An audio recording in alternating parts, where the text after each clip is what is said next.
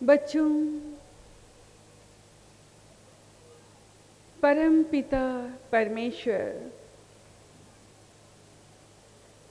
जिनकी रजा और हुक्म अनुसार आज आप सबके लिए जिस प्रवचन को लेकर आए हैं वो प्रवचन है आदत।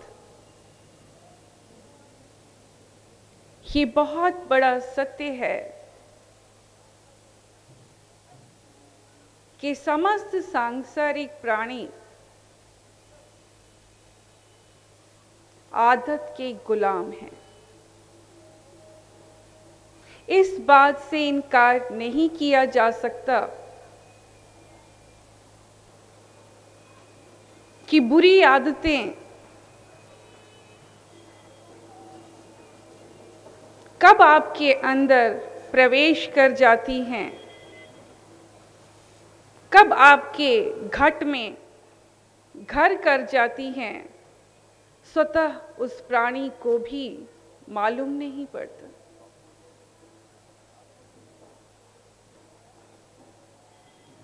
बुरी आदतें का प्रभाव इतना गहरा देखा गया है कि ये जन्म जन्मांतर तक आपका पीछा नहीं छोड़ती। आप एक के बाद एक जन्म लेते रहते हैं, मगर हर जन्म की आदत आपके आगे वाले जन्म में नजर आती है।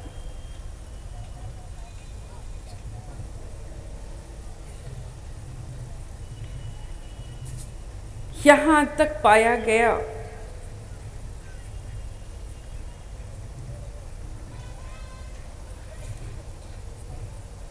कि पिता और माता जिस बच्चे को जन्म देते हैं, जिस संतान को जन्म देते हैं, उनकी आदतें उनकी संतान में पाई जाती हैं।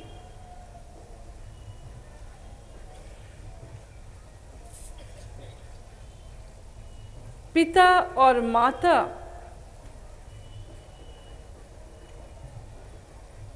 की आदतें संतान में ट्रांसफर हो जाती।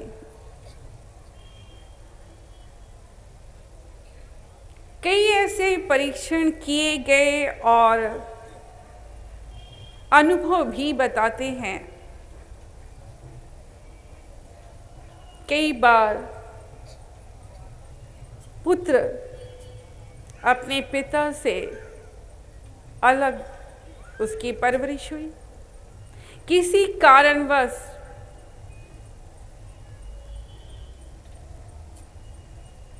माता पिता बिछड़ गए या अलग हो गए। पुत्र ने अपने पिता को कभी देखा भी नहीं, फिर भी पाया गया कि पुत्र के अंदर पिता की आदतें विद्यमान थी, मौजूद थी।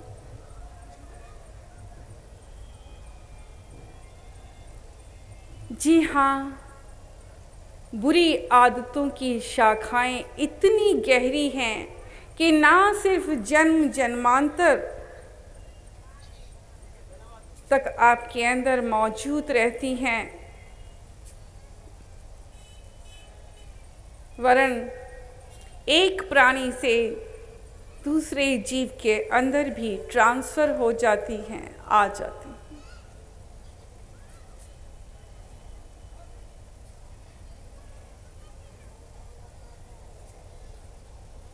बुरी आदतें स्वतः आ जाती हैं और अच्छी आदतों को बहुत अभ्यास के बाद कहीं आप अपने अंदर संचित कर पाते हैं, वैसे बन पाते हैं।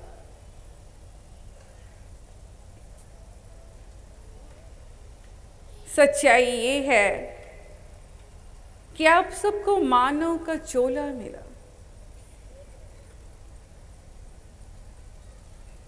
ये चोला नारायण ने अपने जैसा बनाया और सच ये है कि सुंदर नियम या गुण बना दिए, इसलिए ताकि ये सृष्टि भी सुंदर आकार में रह सके, सुंदर दिखे, स्वस्थ दिखे और खुशहाल दिखे।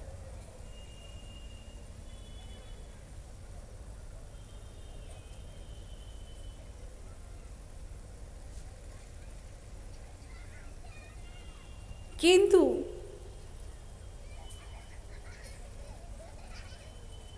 ऐसा वही कर पाते हैं जिन्होंने धर्म को कबूल किया, धर्म को माना, नमन किया, कहीं हृदय से नमन किया और स्वीकार किया।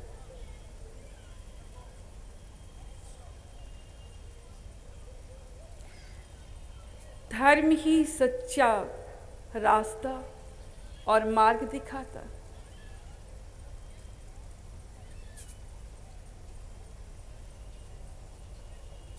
बच्चों, ये संसार का आज बिगड़ा हुआ स्वरूप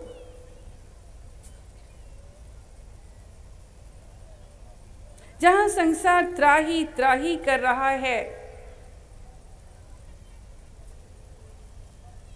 जहां हर व्यक्ति को लगता है कि आज अंधकार है, इस अंधेरे में वो कहां रास्ता ढूंढे,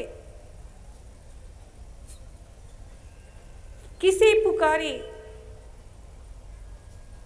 आज के ही वो उजाले को तरस रहा।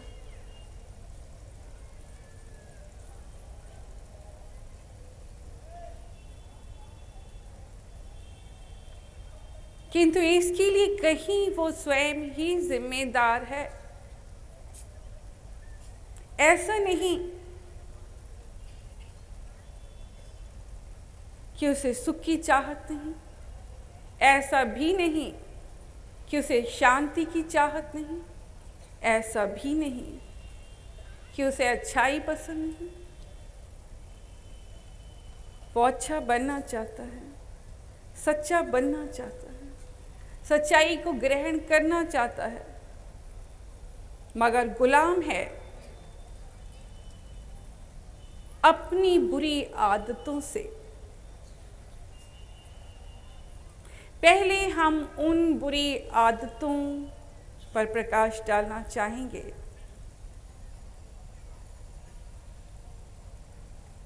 जिसका शिकार हो गया ये प्राणी, ये जगत। बच्चों, पहली बुरी आदत चोरी की आदत।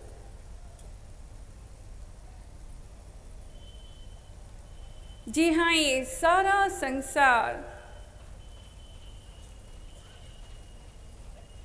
में ज्यादातर लोग, बिरला है कोई इस बात से इनकार नहीं करते। ये धरती थमी है, ये संसार चल रहा है, तो ये इस बात का प्रमाण है कि यहाँ सच्चे लोग भी हैं। किंतु ये जगत भरा पड़ा है उन लोगों से जिनके हृदय में चोर है,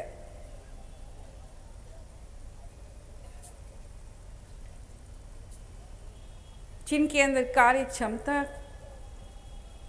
की कमी है, आलसी है। वो श्रम, परिश्रम, मेहनत और लगन के साथ कार्य करना नहीं चाहते। वो ख्वाब जरूर सजाते हैं महलों के, ना अनुभव है,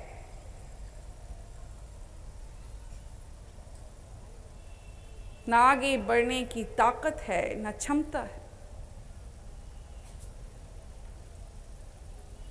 बस वो इसी ताक में रहते हैं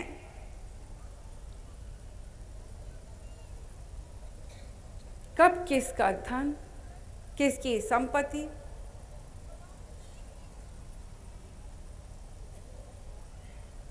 और दूसरों की चीजों को चुराया जा सके।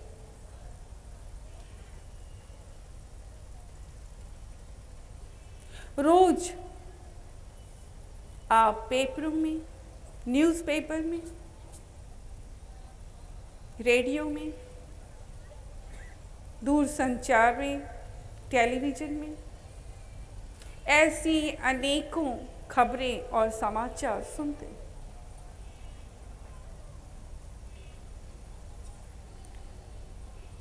बच्चों, धर्म इसे बहुत ही निंदनीय कर्म मानता है। एक समय की घटना है,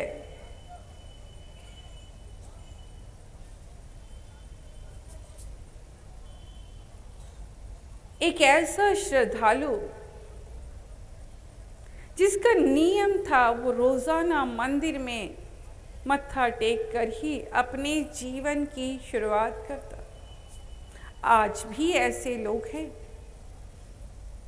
जिन्होंने अपने जीवन में ऐसा नियम बना रखा। उसकी भैंस बीमार हो गई। उसने मंदिर में आकर ईश्वर के आगे प्रार्थना की कि हे मुरलीधर, हे कन्हैया, संसार के मालिक, अगर मेरी भैंस ठीक हो गई तो मैं उसके दूध से घी बनाऊंगा और इस मंदिर में मैं घी चढ़ाऊंगा।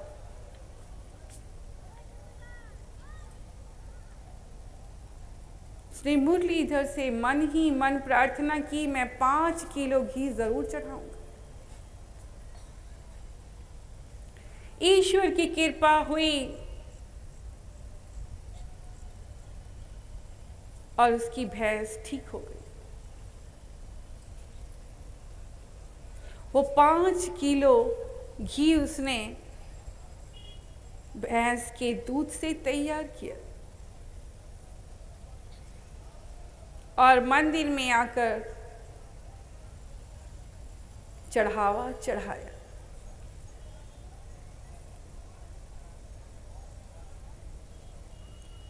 मंदिर का पुजारी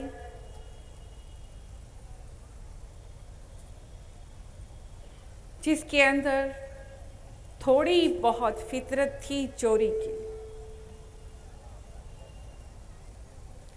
जो भी मंदिर में प्रसाद आता थोड़ा बहुत संगत को बांटता, बाकी का वो स्वयं रख लेता। उसकी आदत में शामिल था। आज जब उसने देखा शुद्ध घी 5 किलो आज चढ़ावे में आया, अपनी आदतन वो चोरी की जो आदत उसके अंदर थी, आदतन इस बार उसने सारा का सारा घी छुपा लिया। सोचा क्यों ना ये सारा घी मैं खाऊं, और ऐसा ही किया। वो 5 किलो घी उसने जैसे चाहा उस तरीके से उस सारे घी को उसने खा लिया।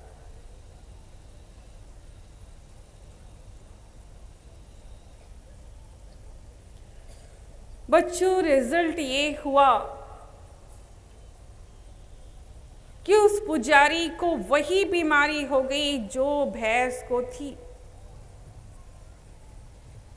उसकी सारे तन पर बड़े बड़े घाव हो गए। वो बीमार हो गया, छटपटाने लगा, बेचैन हो गया।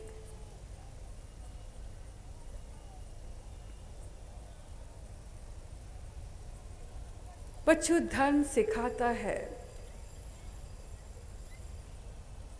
कि इस राह पर सच्चाई और ईमानदारी और समर्पित जज्बा होना अनिवार्य है, आवश्यक है।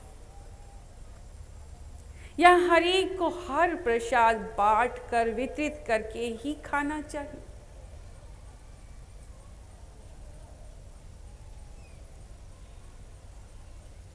जो भी व्यक्ति ऐसे स्थान पर चढ़ावा देता है, उसके मन में इच्छा होती है कि ये धार्मिक कार्य में लगे, हर एक को बटे।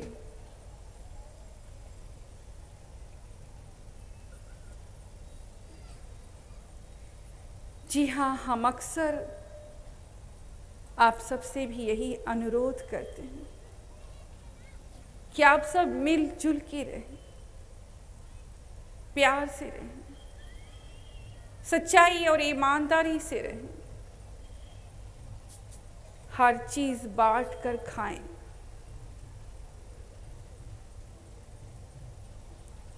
यही है सत्य के मार्ग का सच्चा दर्शन।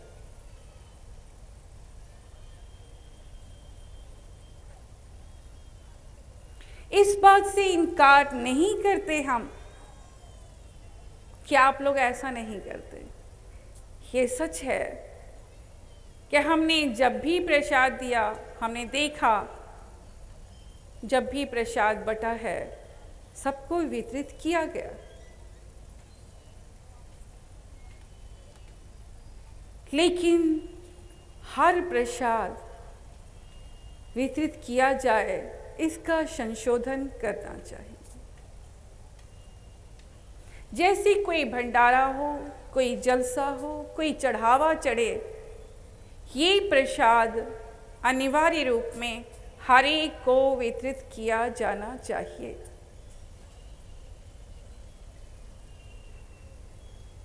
चाहे दाना दाना ही हिस्से आए, जब तक प्रसाद है सबको बांटे, किसी को खाली ना जाने दें।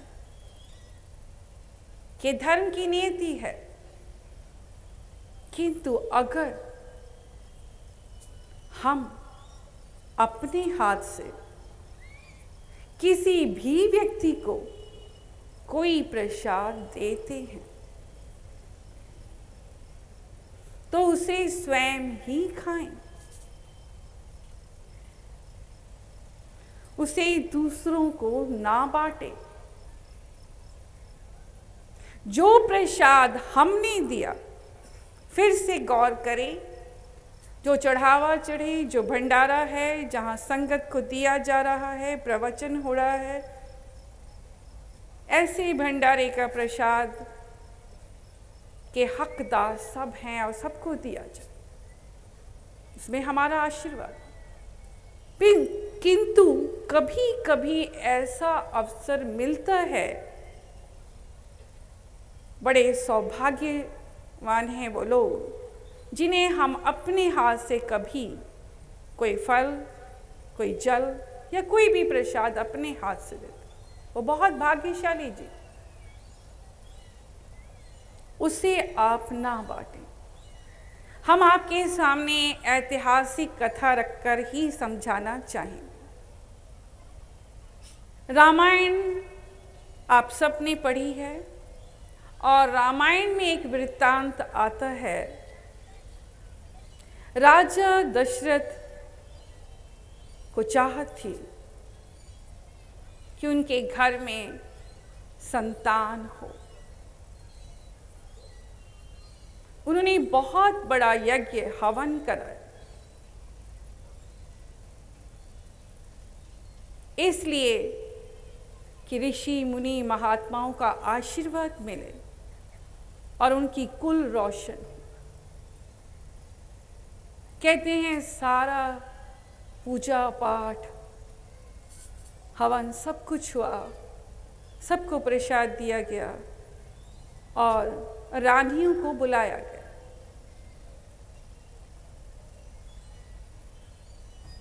रानी कौशल्या और रानी कैकेयी वहां पहुंची, और जिन ऋषियों ने यज्ञ पूजन हवन किया, उन्होंने उन दोनों रानियों को आशीर्वाद दिया पुत्र वधू होने का। क्या आपको पुत्र की प्राप्ति हो? प्रसाद भी दिया। कौशल्या और कैकेयी ने प्रसाद ग्रहण किया, नमन किया और उठकर आ गए।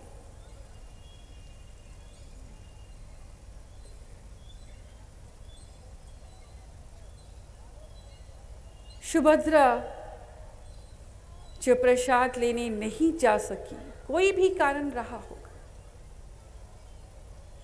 दोनों बड़ी रानियों ने छोटी रानी सुभद्रा को अपने हिस्से के प्रसाद से दोनों ने प्रसाद दिया। कौशल्या ने अपने प्रसाद का हिस्सा सुभद्रा को दिया, कैकेयी ने भी अपने प्रसाद का हिस्सा सुभद्रा को दिया। इतिहास साक्षी है और प्रमाण देता है, कौशल्या को सिर्फ एक संतान हुई, राम। कैकेयी को भी एक ही संतान हुई, भरत। और सुभद्रा को लक्ष्मण और शत्रुघ्न 2 संतान हुई। हमारे कहने का तात्पर्य है, कोई महात्मा, कोई ऋषि, कोई संत, कोई पीर, पैगंबर के हाथ से आपको प्रसाद मिले, ऐसा अवसर कहीं भाग्य हो तो मिलता है। ऐसी कोई विरला जाने, कोई विरला पहचाने। इसलिए कभी अगर ऐसा अवसर आए तो वो प्रसाद सारे का सारा स्वयं ग्रहण करना चाहिए। ना जाने कितनी दया उसके अंदर पिरोई गई है, कितनी दया आपको दी गई है, उसे स्वयं ही ग्रहण करना चाहिए। जी हाँ बच्चों, ये जरूर हमने कहा कि प्रसाद पर सबका हक है और बांटना चाहिए, प्रसाद की चोरी नहीं करनी चाहिए। आज भी हम अपनी बात पर कायम हैं। हमारा विषय है आदत, तो चोरी ना की जाए, उसे सब पर वितरित करें, सबका हक है। संसार में एक और बुरी आदत है झूठ की।